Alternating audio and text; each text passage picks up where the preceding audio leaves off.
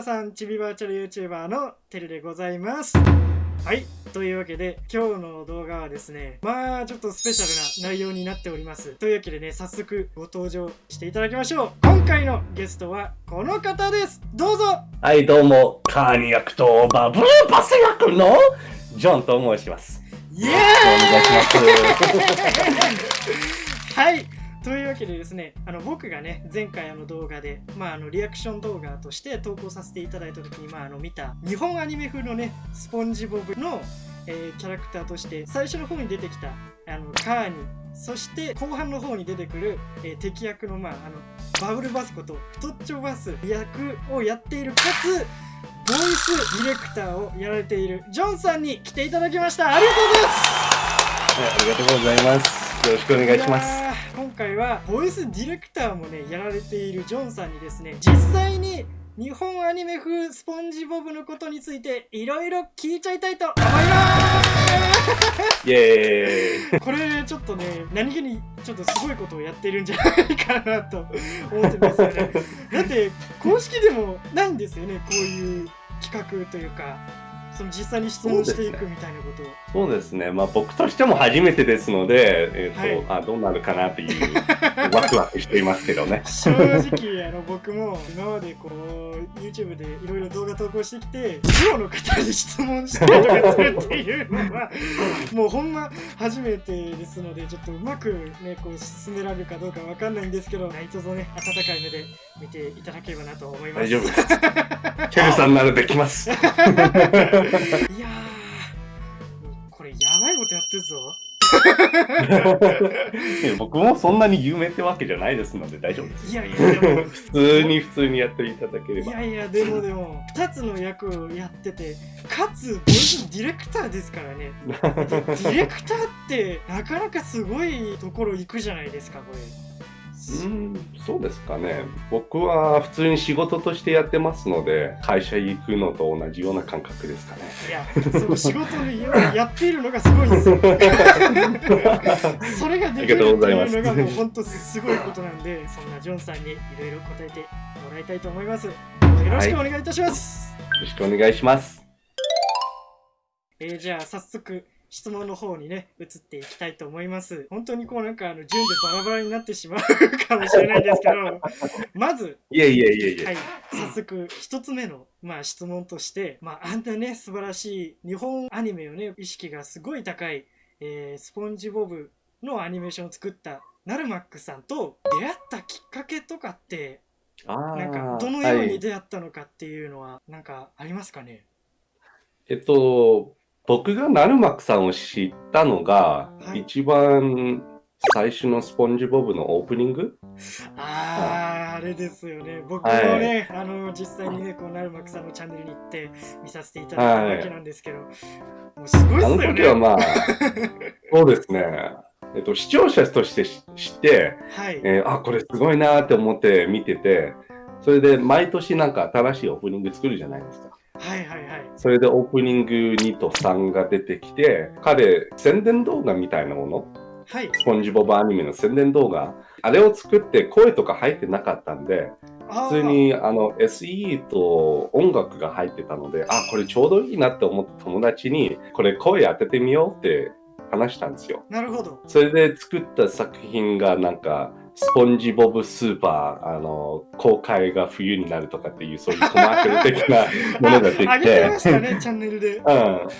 それを、ナルマックさんの方に送って、これ YouTube に上げていいですかって聞いて、すごく好きだったみたいなので、もしスポンジボブのアニメ本当に作るとしたら、これやってくれますかって聞かれて、それはもうもちろんやりますよってすっごいなそれそんな感じでなんか始まるきっかけになった。なるほど。そんな感じで動画が出来上がったと。そうですね。多分最初の公開のコマーシャルみたいなあれを作った時、ナルマックさん本気で1話作る計画ってなかったと思うんですよ。それはもうそうですよね。オープニングから作って、でエンディングすんごく時間かかりますからね。うん。それがね、まさかあんな本格的な一そうです話ね。を作るところまで行くとは。ナルマックさん結構ファンとかのメールとかも全部見てるみたいですし、誰かに何か聞かれたらすぐに返答とかもしてますし、すごくオープンな人なんですね。いいっすね、そのつながりは。羨ましいですね、そんな感じでなんかもう気軽にこうなんか聞けたりっていうか。うん、テルさんも多分気軽に話しかけてもう大丈夫だと思いますよ。そうですかね。動画の方でも確かなんか言ってましたし。そうですね。ナルマクさん、テルさんの動画見たときに。実際にツイッターの方でもね、引用リツイートしていただいて、リツイートのおかげで、もうすごいこちらの方にもリツイートとかも来ましたし、ちょっとあれはびっくりしましたけどね。ね、一時期、ちょっとYouTube のなんか誤操作で消された騒動があったじゃないですか。本編が。はいはいはい。もうあれもコミュニティがすごいっすよね。そうですね。本当驚きましたよ。あれでしょ？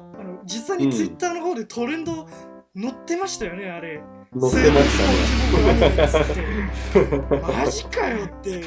西部スポンジボブは英語版のサンディ役の声優さんが始めたんですよ。はあ、なるほど。ああ、これいけるなって思って、それでみんなでリツイートして、それがなんか爆発して、ツイッターの方でトレンドまで上がって、やっとのことで YouTube からなんか戻してくれた。解除もされて、まあやっぱりこれは今流行っちゃって、そうですね。新型コロナの影響で、AI のシステムの方はまだなんかいろいろ調整とかが必要ありそうですね。そうですね。一つの動画であんなトレンド入りするっていうのはなかなかなことだと思いますよ。ですね。すごい動画でしたしね、あれは。あれはもうナルマックさんのもう力ですのでね。血と涙ですよ。今でも彼と話す時とか、普通に朝10時くらい起きて、ずーっと夜中までアニメーションとか作ってるんです。自分が作っているアニメーションへの熱がすごいっすね。そうですね。タレントですよ、あれは。努力のタレント。今後なんかもう、エピソード2とかもなんか、本当もうなんか期待しちゃいますね、僕は。しちゃいますね。僕もしちゃいますね。あるかどうかわかんないんですよ。比較的には、あったとしても多分1話みたいな長さではないと思う。やっぱりこうなんか短編みたいな感じですかね、あるとしても。いろいろ、サイドストーリーとかそういう感じのものが出ると思いますし、多分ちょくちょくそんな感じの小さめの動画、そういう風なのが出るかもしれない。でも15分の動画とかは多分あるかな、なんかな、わかんないな。あったらいいなとは思う。一人だけでこう作るっていうのはやっぱり継続していくにしてはやっぱ限界がありますもんね。ありますね。もっとなんかね、こうスタッフといいますか、もっとなんかこう、そうですね、アニメーションを作るにあたってこうなんか仲間というかね、増やしていけたらもっとねいいですけどね。そうです。チームが大きくなって会社になってスポンジボブアニメ作るっていう。いやもうそれはもう夢の面白いですね。夢のある話ですね。もうこれは面白いと思いますよ、実際にできたら。僕の方からもなんかできることとかあったらぜひ呼んでください。よろしくお願いします。それじゃあ次になんですけど、本編で出てきたキャラクターとしてイカルド、サンディ、でもってパトリックと、キャラクターが出てきたわけじゃないですか。そのキャラクターをね、演じた声優さんたちとかっていうのはどんな感じでこう知り合ったんですか？国が違うわけじゃないですか。はい、もう何年くらいだろうな、5、6年前かな。あの時は日本でアマの声優さんたちが企画に集まるような感じのサイトがあったじゃないですか。声部？恋人かな？ああ、恋人って今、わかる人いるこれ。いるかな？どうだろう？それ経由で知り合ったんですか？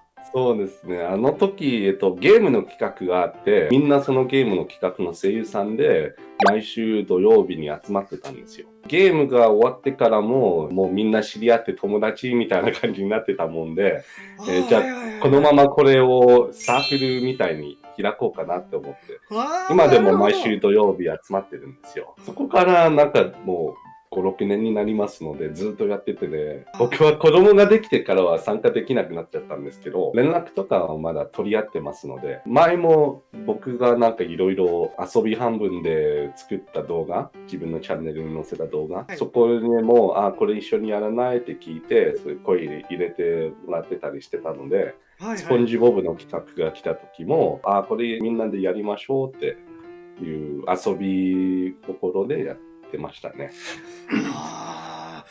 なるほどね。まだ恋部があった時代にそうですね。できたんですね、そのつながりが。僕も恋部知った直後に恋部がなくなったんですよ。うわー、なるほど。ここに来れば日本の声優さんたちがいるんだって思ってたのに、数ヶ月後になんか、恋部消えちゃいますよっていう通知が入って、残念だなっていう。ちょっと痛いっすね。で、そのつながり、サークルみたいなそのメンバーの中から、なんか配役つったらいいのかな、この方はこのイカルドの役をやるとか、この方はサントリーの役をやるとかっていうのをどうやって決めたんですか？やっぱり長い付き合いですから、みんなの声の特徴とかが普通にわかるので、キャラクターに合う特徴を持つメンバーに直接、これ、ゴーリーさんやってくれますか、ニコエさんやってくれますかって感じで。それはもうジョンさんが全部決めたって感じですか？そうですね。最初は、イカルド役僕がやってたんですよ。広告の時。でも、この第1話の時、イカルド死ぬじゃないですか。死ぬような感じになってるんじゃないですか。そういうシーンがニコエさんちょっとうまいなって思ってたので、これニコエさんにやってもらおうって思って、僕がバブルバスやって、おじいさん役ができるメンバーが僕とシキさんしかいなかったんですよ。だからシキさんスポンジボブでスポンジボブと会話するカーニなので、じゃあ僕がカーニをやろうっていう感じになって、バブルバスもなんか特徴的な声でしたので、どうだろうなと思って、じゃあ僕がバブルバスやりましょうっていう2役取っちゃったんですよ。なるほど。そんで次に気になったのが、アニメで喋るじゃないですか。いわゆるセリフつったらいいのかな、台本みたいなのを考えたのって誰なんですか？英語の台本がまずナルマックさんが書いて、それを日本語に僕が翻訳して、英語を直接翻訳するといろいろ日本語の方が変になるじゃないですか。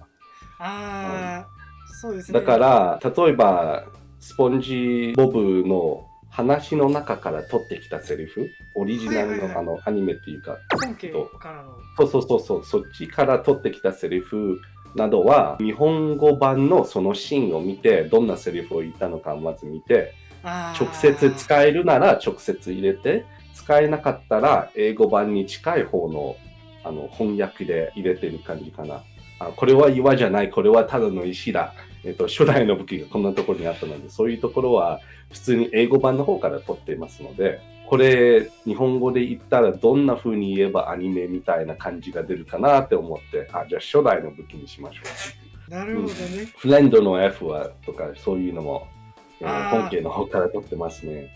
なるほど。日本語版のフレンド F は F がお花になってるんですよ。F はお花の F っていう、フラワーの F っていう感じで歌ってるんですよ。あれ、スポンジボブの中の歌なんですよ、あれは。それで、これ多分ここで直接使えないから、英語版の方のフレンドの F はどこ行ったんですかっていう風に変えて、あとは結構長い、なんていうのかな、モノローグ。カーニが話す時の長いセリフとか、バブルバスが話す時の長いセリフ、あとはイカルドの死ぬ間際のセリフ。ああいうところは、直接翻訳するとちょっと変だったので、やっぱり中身が少し変えてるんですよ。でも英語のサブタイトルの方では変えてないんですよ。だからサブタイトルで読んでる外国の人、そういう人が見るとちゃんと中の英語で通じる冗談とかそういうのも全然まだ日本語わからないので、これがこのまま通じて、でも日本語で見ている人はそういうジョークを入れるとなんか変な感じになるので、普通に見られるような感覚で、アニメを見てる感覚で見れるように書いたんです。言語が違ってくるとそういう違いとかも出てくるんですね。そうですね。もう楽しいですよ。じゃあ次にアニメを本編に見返して好きだったシーンとかってありますかね。ジョンさんとかがやられたスポンジボブアニメの方です。いろいろ撮り直したいなっていうところが結構あるんですけど。やり直したいなっていうところあるんですか。時間とかの制限もあって、内部ではナルマックさんと冗談的に、お金が足りないからこれはできませんっていうふうに言ってるんですけど、そうですね、好きなところっていう、やっぱりパトリックですかね。パトリックの渋さっていうか本家はあんなんじゃないですもんね、だって。そうあれすぎるっていう。そうですね。あれ初めにやった時オープニングのパトリックの顔しかなかったので、この顔はゴーリーさんだなって思って入れて、ナヌマックが動画の方を出して声に合わせてみると、かっこいいなってやっぱりかっこいいなって思ってイメージぴったりだったんだ、パトリックはねちょっと笑っちゃいましたね僕は2回言っちゃうところねあれもね醜い怪人って言ったところも本家の方から撮ってるんですよ。本家の方の詩で醜い怪人が出てきてみんな死にました、それで終了っていうパトリックのお話、そういうシーンがあって、そこから来てるんですよ。確かそれで本家英語だったら Everyone died。そうそのシーンですね。そこだ。スポンジボブ本家知らない人はそういう冗談が出てくると何これっていう感覚があっても、多分くだらない冗談なのかなんとかなっていう風に見流してくれるんですよ。でも本家知ってる人はこれあれだっていう風な感じでなるほどね。僕好きなシーンはスポンジボブとバブルバスの戦闘シーンで霊を犠牲にしてまで戦うところがやっぱ好きっすね。何回見返しても結構声出てましたよね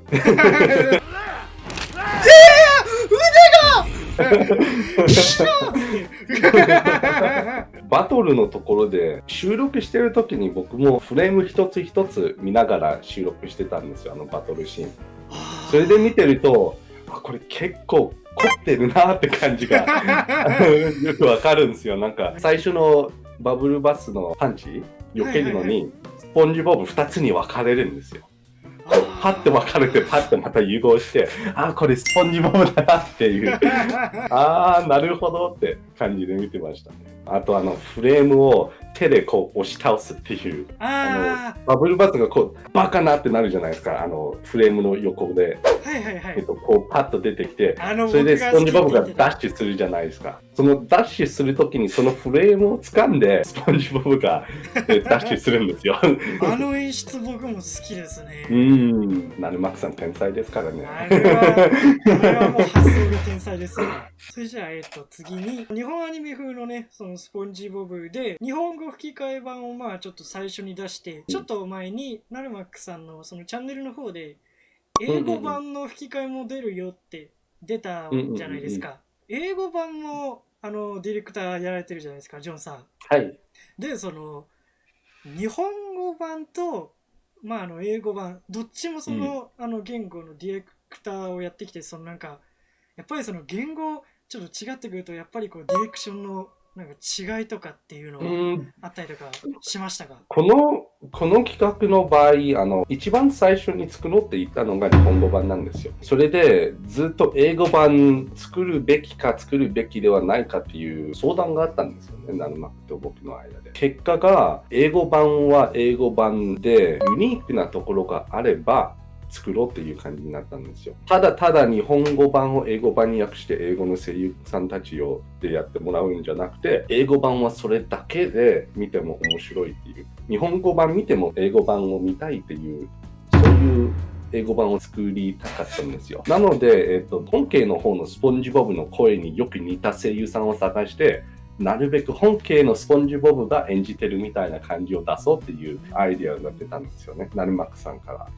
なるほど。それで、これいけるな、これだったら日本語版見て面白いと思った人も多分英語版の方も見て、これもやっぱり面白いっていう、それだったら、見てもらえると嬉しいです。それだったら言語が違ってでもまた別々で楽しむことができますね。スポンジボブがこう汚い言葉、英語で言えば汚い言葉を使うと、なんかみんなこんなことあるんだっていう感覚がありました。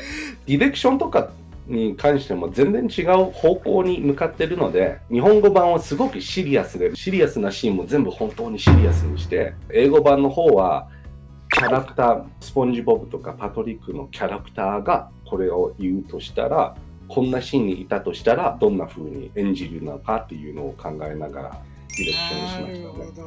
パトリックは一応バカっぽい感じが出ますので見た目がね、あれでもそうでも今ナルマックさんが英語版のために少しアニメーションの方でもちょっと変えていくみたいな感じがありますので、声にもっと合うような表情に変えてると思いますので、楽しみにしてみんなぜひもう一回見てください。これはちょっと期待値がすごいぞ僕も楽しみですね。僕も知らないんですよ、どんな風になってるのかが。やっぱりもうそれはもうナルマックさんのみが知る。そうですね。公開前に僕の方にまず送ってくれて、声のミキシングとか調整とかはするので、その時にまず見れるけど、それまでは知りませんね。じゃあこれはもう英語版もね、ぜひ楽しみにしている方はぜひね、はい、ぜひ見てください。お待ちくださいというわけで。いやー、なんかすげえなんかいい話聞けた。ありがとうございます、本当に。いえ。とりあえずは自分がこうなんかまとめてきた質問としてはもうこれぐらいで以上に、なります。本当に足りたかこれ。大丈夫ですね、大丈夫です。大丈夫かな。もしね、もっとなんか質問するところあっただろうとか思った方は本当にごめんなさい。これは本当にごめんなさい。でも気になったことはちょっと共通していることがあったら、これはちょっといい動画になったんじゃないかなと思います。じゃあ最後にジョンさん、なんか視聴者さんへなんかメッセージとかあったらお願いします。スポンジボブアニメ、見てもらえたら嬉しいなと思ってますので、ぜひ見てください。こんな感じでいいのかな。もう全然大丈夫です。そうですね、本編の方は説明欄の方にね、動画のリンクを貼り付けておりますので、よかったらね、そちらの方、リンクの方をクリックして、ぜひ飛んでみてください。本当にもうすごいんで、クオリティが。最近だったら1000万再生ついに突破しましたね。本編が。そうですね。いやー、すごいっすよ。日本の方もね。広まってほしいですね。日本の方もぜひ。見てもらいたいです。日本アニメのリスペクトがすごいなっていうのも分かると思うのでね、もうぜひ見てみてください。というわけで今日はもうジョンさん本当にお忙しいところこちらこそありがとうございます。ありがとうございました。本当にこの動画がねいいと思った方はぜひ、チャンネル登録、そしてこの動画への評価グッドボタンぜひお願いいたします。そしてジョンさんの、YouTube チャンネルそして Twitter の方、概要欄というか説明欄の方にね貼り付けておりますので、よかったらそちらの方もチェックしてみてください。あとジョンさんなんかサイトかなんか立ち上げてましたよね、その声の。声に興味がある方は、キャスティングコールクラブというサイトがありますので、そちらの方もぜひ見てみてください。サイトの方 URL ちょっと貼っておきますので、よかったらねそちらもチェックしてみてください。僕最近YouTube の他に Twitch というところでね主にライブ配信の方よくやったりしておりますので、よかったらそちらの方もフォローしていただければなと思います。というわけで、長い時間お付き合いいただきジョンさん本当にありがとうございました。ありがとうございました。いいやーもう本当に楽しかったです。僕も楽しかったです。撮影する前はすごい緊張してたんですけどいやでも本当に楽しかったです。今日はもう本当ありがとうございました。というわけで、今回の動画これで終わりとさせていただきます。ご視聴ありがとうございました。バイバーイ